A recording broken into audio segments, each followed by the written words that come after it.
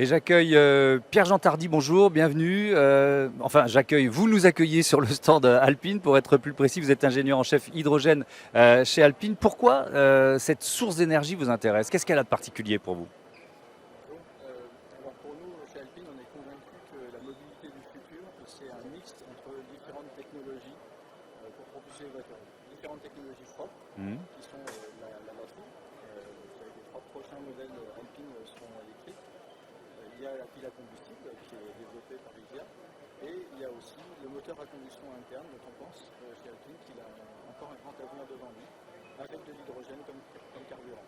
Là, on est devant une concept car qui fait rêver, hein, qui fait briller les yeux, l'Alpenglow. Elle peut rouler à l'hydrogène? C'est ça l'idée? Alors l'Alpenglow, ça préfigure effectivement, c'est un support de travail pour nous, pour travailler sur les motorisations à hydrogène du futur d'Alpine. Ouais, et on parlera évidemment de course automobile aussi. Qu'est-ce que ça représente? Je vais vous proposer de vous passer le micro l'un à l'autre. David Olderbach, ce partenariat entre IVIA et Alpine. Dès cet été, on avait un partenariat au Grand Prix de France pour communiquer justement sur des énergies propres, d'hydrogène. Et donc aujourd'hui, on concrétise un partenariat puisque Alpine a dirigé chaque client dans son potentiel moteur, va faire de la logistique, va remplacer une voiture, un fourgon thermique par une solution zéro émission avec notre Roadmaster H-Tech, zéro émission à l'usage.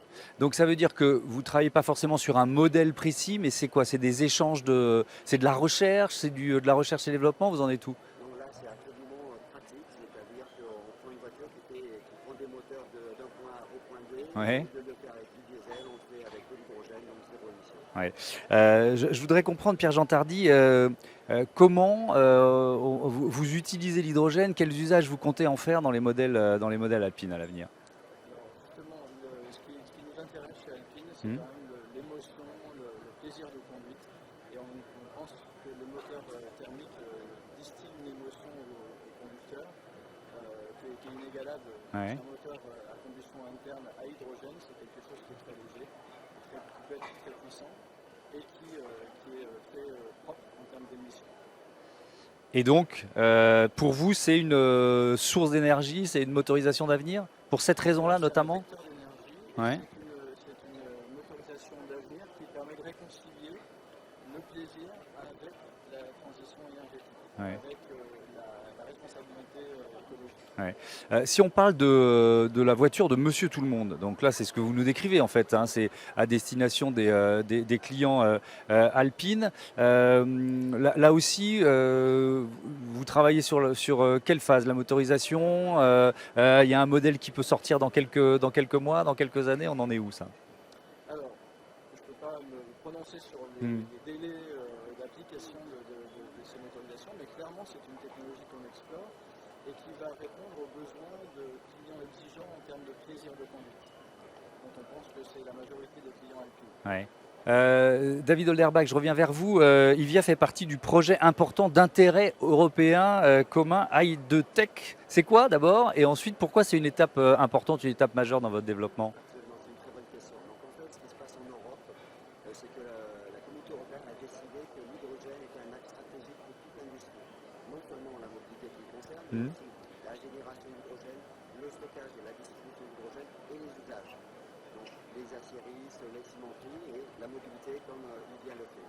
Et donc IVIA a été retenu parmi les 10 projets français, donc c'est le gouvernement français qui nous aide, Ouais. qui nous subventionne pour qu'on puisse développer nos véhicules de manière rapide et efficace pour qu'on puisse en faire bénéficier tout le marché européen.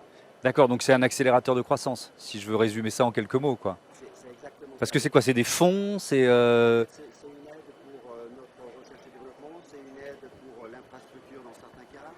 Il y a des entreprises qui font de l'électrolyse, donc de la génération d'hydrogène. Donc voilà, c'est tout un secteur qui est supporté pour que les emplois, le savoir et tout le développement de l'hydrogène soit vraiment en Europe et soit bien ancré. Et donc en France, nous avons toutes nos activités. parce qu'on est en train d'assister à une filière hydrogène qui se crée. C'est pour ça que les partenariats comme celui dont on parle maintenant sont importants. C'est exactement ça. On est vraiment sur, comme on dit, toutes les planètes sont alignées sur Ouais. l'hydrogène en ce moment. Et en fait, c'est ça qui va nous permettre d'émanciper le réseau de distribution de l'hydrogène public et privé, avoir des stations de recharge, et après d'avoir des usages qui sont similaire avec l'hydrogène, Mm. mais différent dans la façon dont on l'utilise. Ouais. Pierre-Jean Tardy, vous repassez le micro à chaque fois. Vous nous avez détaillé un peu les différentes utilisations possibles, enfin les motorisations possibles et puis les utilisations possibles de l'hydrogène. C'est quoi les avantages? Si moi je me mets au volant d'une Alpine qui roule à l'hydrogène, qu'est-ce que je vais ressentir? Alors, vous allez ressentir d'abord la musicalité d'un moteur thermique. Ça fait du bien, ça. Ah oui, et vous aurez aussi dans les mains quelque chose qui va vivre, un moteur qui va produire des petites vibrations et cette musicalité qui va vous donner des performances grâce au niveau de puissance qu'on va pouvoir atteindre et à sa légèreté. Ouais. Donc par ailleurs, vous aurez un rayon d'action qui sera augmenté parce que plein d'hydrogène, ça se fait en quelques minutes. Ouais. Donc on pourra aller loin avec une voiture à hydrogène. Ouais. Donc c'est bien adapté à cette notion de plaisir dont on parle, l'hydrogène? Ah, complètement, pour faire du circuit, mais tu sais, on y travaille non seulement pour la voiture de série du futur, Ouais. mais on commence aussi par la partie compétition. Parce qu'on est persuadé que la compétition, et la Formule 1 en particulier, Mhm. ont la vocation d'être un laboratoire du développement des technologies de demain. On le voit par exemple avec les 24 heures du Mans depuis plus d'un siècle, quoi. Il y a tellement d'innovations qui ont été lancées, créées et testées par les voitures des 24 heures, quoi. Absolument. Et l'avantage du développement de la Formule 1, on a Ouais. une équipe à Curie Mhm. où on a un savoir-faire pour développer de façon très agile des technologies très avancées. Mhm. Et ces technologies, elles ont pour vocation d'alimenter les voitures de série du futur. Ouais. David Olderbach, on parlait de musicalité ou d'acoustique. Qu'est-ce qu'elle a de particulier, la musicalité d'une voiture à moteur hydrogène? Eh bien, effectivement, entre la solution de Pierre-Jean chez Alpine, donc de la combustion d'hydrogène, et la pile à combustible, il y a un écart significatif. Mhm. La semaine passée, on faisait essayer notre voiture à un de nos partenaires. Et il est ressorti de la voiture en disant c'est incroyable, c'est extrêmement silencieux. En fait, dans une pile à combustible, il n'y a pas de composants qui bougent. Vous n'avez pas les pistons, Ouais. vous n'avez pas le bruit, vous n'avez pas les vibrations. Donc pour nous, pour nos usages de chauffeurs qui délivrent toute la journée de manière intensive, le stress diminue. D'accord, c'est beaucoup plus silencieux, c'est incroyable, ça ne fatigue moins. A contrario, quand vous montez dans une Alpine, j'imagine que... Bah, le plaisir, c'est d'avoir du bruit, quoi, c'est ça. Ouais. C'est intéressant parce qu'on voit que, en fait, on travaille sur une offre la plus variée possible. C'est aussi ça votre conception de l'avenir de l'automobile? Alors, absolument. En fait, nous, c'est évidemment notre préoccupation, c'est les usages clients. Ouais. Donc on cherche bien à comprendre comment, de quelle façon ils utilisent, à quelle vitesse, quel poids, combien d'arrêts ils font. Et en fonction de ça, c'est comme ça que nous sommes arrivés avec Renault sur le besoin d'avoir une pile à combustible. La batterie a des grandes possibilités, mais a des limites aujourd'hui. Et donc avec la pile à combustible, on double quasiment l'autonomie et on peut en faire le plein en quelques minutes. Donc vraiment pour l'usage professionnel, c'est vraiment idéal. Allez, on fait la bascule dans cette interview entre les usages professionnels et la Formule 1 et la voiture de course. C'est pas seulement un projet Alpine, l'hydrogène. C'est un projet de toute la Formule 1, c'est ça? On peut le penser, Ouais. effectivement. On pense que nos concurrents y pensent aussi. Ouais. Et la FIA, donc la Fédération internationale de l'automobile qui régit tous les règlements sportifs et techniques de la Formule 1, travaille activement actuellement sur l'hydrogène. Ils ont déjà fait un travail remarquable vis-à-vis notamment de l'hydrogène gazeux, le stockage de l'hydrogène gazeux. Ils sont en train de faire le même travail sur l'hydrogène liquide, qui peut être une voie très intéressante pour la voiture de course et notamment la Formule 1. Et on aura besoin d'avoir des ravitaillements très rapides. Oui, alors c'est ça, c'est la question que j'allais vous poser. C'est quoi l'avantage si on se projette un peu dans l'avenir pour une F1 du futur? L'avantage de l'hydrogène, ce serait quoi? Alors, l'avantage, c'est évidemment pour les constructeurs de développer en avance de phase ces technologies. Bien sûr. Et par ailleurs, ça permet aussi à la Formule 1 de devenir neutre au niveau carbone. C'est l'ambition de la Formule 1. La Formule 1 a annoncé déjà depuis plusieurs années qu'elle a l'ambition d'être parfaitement neutre carbone à l'horizon 2030. Et donc, l'hydrogène est un vecteur d'énergie qui permet d'espérer ça, puisque virtuellement de l'échappement, on ne sort quasiment que de l'eau et des notes de musique. Si on parle de passerelle, on l'évoquait avec déjà tout à l'heure, mais entre un modèle de Formule 1, de voiture de course sur lequel vous travaillez, et les voitures de série, sur l'hydrogène, mais même au-delà de l'hydrogène, il y en a souvent des passerelles? Bien sûr, il y a des passerelles et il y en a d'autant plus règlement technique qui est régi par la FIA, encore Ouais. une fois, permet ce genre de passerelle. D'ores et déjà, les moteurs V6 hybrides qui tournent sur les Grands Prix sont des moteurs, on dit assez peu, mais ce sont des moteurs qui font déjà plus de 50% de rendement, ce qui sont des chiffres absolument Bien sûr, c'est exceptionnels. énorme, oui. Et quand on travaille sur le rendement, on travaille à la fois sur la puissance, mais aussi sur l'économie d'énergie. Donc quand on parle de rendement, peut-être qu'il faut être un tout petit peu technique, ça veut dire quoi? En fait, ça veut dire qu'on a une quantité d'énergie embarquée dans la voiture et on doit en faire le meilleur usage C'est pour ça. aller le plus vite possible. C'est ça. Mais faire du rendement, ça veut dire pour une quantité d'énergie donnée, je vais produire soit le plus de puissance donnée, soit aller le plus loin possible. Et donc c'est exactement la même problématique que sur les voitures de série. Ouais, bien sûr. Je vous repasse le micro de Holderbach. Cette histoire de rendement, c'est aussi un argument favorable à l'hydrogène? Absolument, hein, pour nos clients, les gens pour qui le coût d'utilisation de la voiture Ouais. est dangereux pour leur entreprise. Donc pour eux, clairement, quand ils allument le chauffage, ils n'ouvrent pas les fenêtres. Donc eux, quand ils allument le chauffage, ils ferment les fenêtres, c'est un bon rendement. Ouais. Nous, c'est pareil avec l'hydrogène. On a avec le piles à combustible des rendements qui sont supérieurs à 50% à l'usage.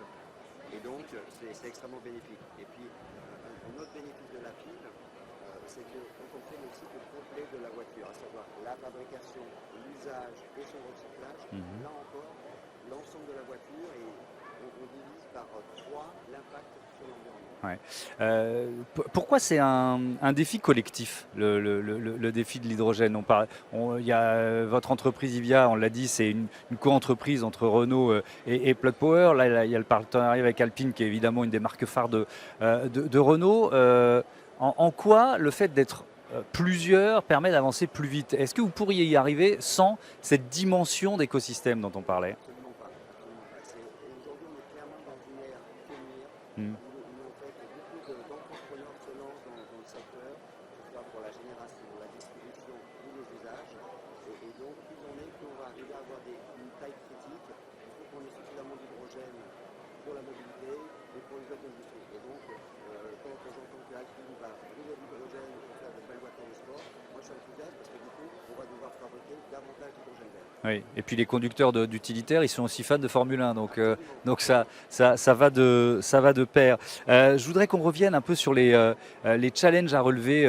Alors là, vraiment, les challenges techniques autour des voitures à hydrogène. On l'a un peu évoqué avec David Holderbach. Je voudrais entendre votre expertise là-dessus. Peut-être sur le stockage pour commencer. C'est quoi le principal challenge à relever?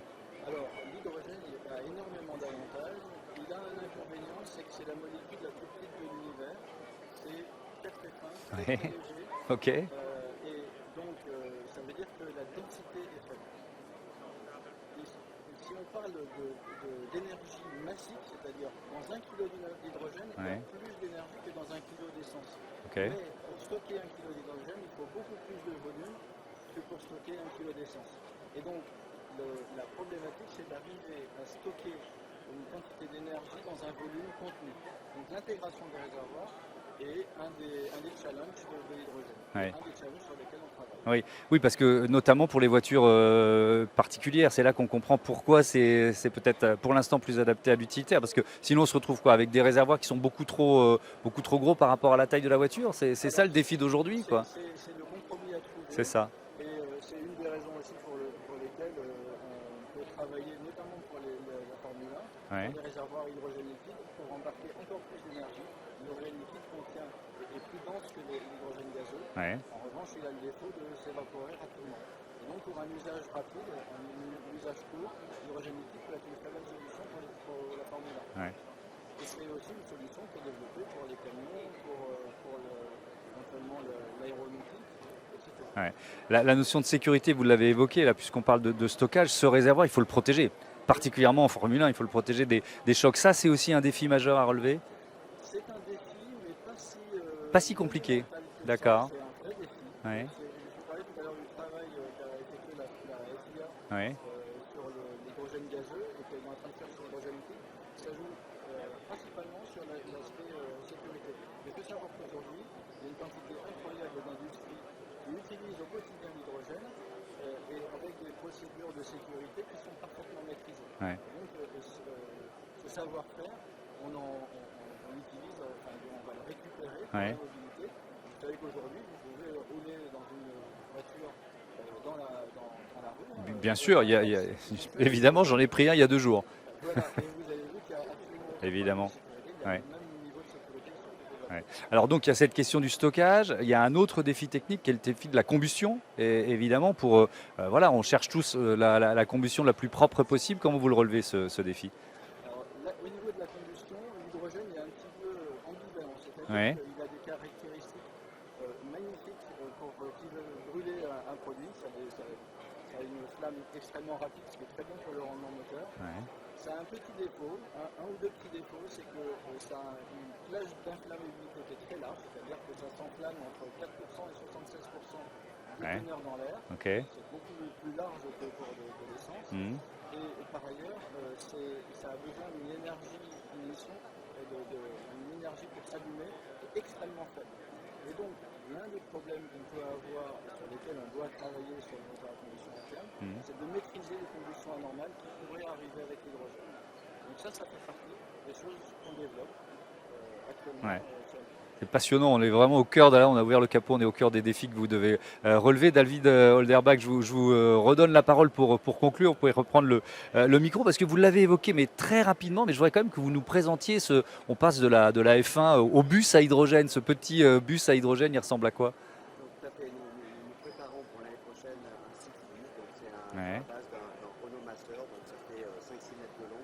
Ça permet d'emporter 15 personnes, notamment des gens à mobilité réduite, parce qu'on a une rampe d'accès.